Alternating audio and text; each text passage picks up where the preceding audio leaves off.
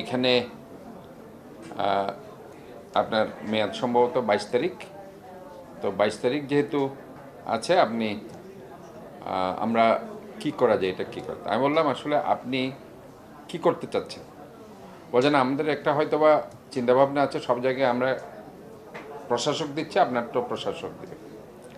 তাই আমি বললাম আমারটা তো জুডিশিয়াল অর্ডার, আর জুডিশিয়াল অর্ডারটাতে আপনাকে অ্যাসেস করতে হবে। অ্যাসেস করে তারপর আপনি এই সিদ্ধান্তটা দিতে পারবেন, কারণ আপনি এক্সিকিউটিভ অর্ডার কখনো জুডিশিয়াল অর্ডারকে এক্সিড করতে পারে না, নেভার। তো কাজে তখন উনি এটার প্রেক্ষিতে আমার একটা লিখিত রিপোর্ট ছিল এখানে, ওটা আরেকটা রিপোর্ট ছিল। ওই রিপোর্টের প্রেক্ষিতে ওনারা যেটা সিদ্ধান্ত নিয়েছিলেন যে ওনারা বেটিং করার জন্য ল মিনিস্ট্রিতে হয়তো বা পাঠাবে। তা আমি জানি না তারা পাঠিয়েছে কিনা আর কি, যেটা যেটা এমনি ইউজুয়ালি হয় আর কি, ল মিনিস্ট্রিতে পাঠানো হয়। তো আলটিমেটলি যখন আমার কোর্টের অর্ডারটা দেখলো এবং কোর্টের সব কিছু জাজমেন্ট দেখার পরে, যেহেতু নির্বাহী আদেশ দিয়ে আমার এটা কখনো হবে না, যেহেতু এটা আমার জুডিশিয়াল অর্ডার, এবং তারা এখানকার কয়েকজন লয়ারের সাথে কথা বলার পর, কারণ ওনাদের একটা ল উইংস আছে, এবং পাশাপাশি সেখানে তারা হয়তো অন্য কোনো বড় লয়ারের সাথে কথা বলেছে, কথা বলার প্রেক্ষিতে তখন তারা বলেছে না ঠিক আছে, আপনার যে অর্ডারটা আছে সে অর্ডারটা থাকবে, এবং আমরা প্রশাসক হিসেবে আপনাকে এখন নিয়োগ দেওয়া যাবে না, কারণ যেহেতু এটা জুডিশিয়াল অর্ডার। এই জুডিশিয়াল অর্ডারকে খণ্ডাইতে হলে আরেকটা জুডিশিয়াল অর্ডার এটা কোর্ট থেকে আসতে হবে। This is very important. একটা জুডিশিয়াল অর্ডারকে যদি আপনার, এটা একদম, আপনি যে কোনো একটা লয়ারের সাথে যদি কথা বলেন, কোনো এক্সিকিউটিভ অর্ডার দিয়ে জুডিশিয়াল অর্ডারকে কখনো আপনি প্রিভেল করতে পারবেন না। আপনি যদি একটা জুডিশিয়াল অর্ডারকে যদি খণ্ডাতে চান, তাহলে আরেকটা জুডিশিয়াল অর্ডার আপনাকে কোর্ট থেকে দিতে হবে। অর আমি যদি পদত্যাগ করি, সেক্ষেত্রে এই জুডিশিয়াল অর্ডারটা তখন অটোমেটিক ক্যান্সেল হয়ে যাবে, যেটা আমি পদত্যাগ করছি। এটা ছাড়া অন্য কোনোভাবে কোনো এক্সিকিউটিভ অর্ডার এটাকে অ্যাকসেপ্ট করতে পারে না। এইসব প্রেক্ষিতেই আমার এভাবে কাজ চলছে। তো এর মধ্যে আমি আসলে দেখলাম আপনি যেটা বলেছেন, দু একদিন ধরে আমি দেখতে পাচ্ছি।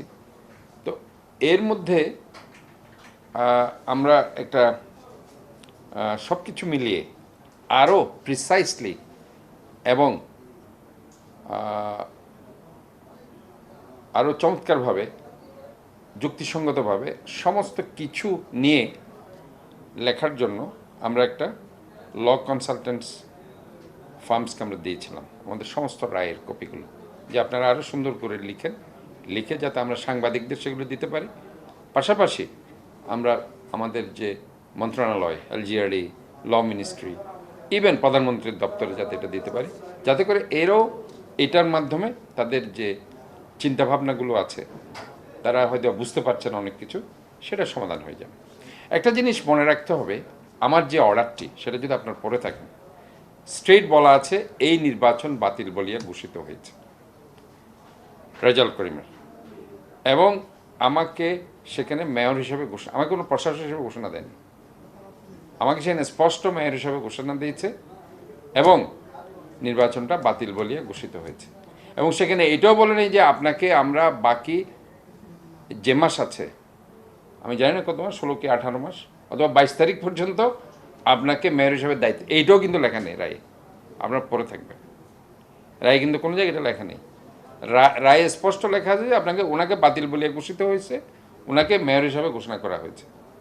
তাহলে একটা যখন মেয়র বাতিল বলিয়া ঘোষিত হয়, তাহলে তার টেনিউরটা বাতিল হয় না নর্মাল নিয়মে।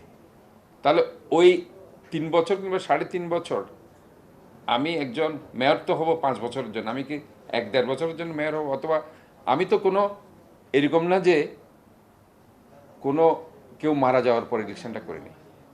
একজন ভদ্রলোক মারা গেছে, হঠাৎ করে আবার উপনির্বাচন হয়েছে, ওই উপনির্বাচন আমি প্রার্থিত হইনি। আমি তো কমপ্লিট একটা নির্বাচনের প্রার্থী ছিলাম, যেখানে আমাকে জোর করে হারিয়ে দেওয়া হয়েছে, এই জন্য আমি নির্বাচনের ট্রাইব্যুনালে মামলা করেছি। তাহলে সে যে 3.5 বছর আমার খেয়ে ফেলছে, এটা তো আমার ন্যায্য অধিকার। এই অধিকার থেকে তো কেউ বঞ্চিত করতে পারবে না। বাট তারপরে আমি কি বলেছি, আপনাদেরকে বারবার বলেছি যে আমি একটি ক্রেডিবল ফেয়ার ফ্রি ইলেকশন চাই। কেন চাই?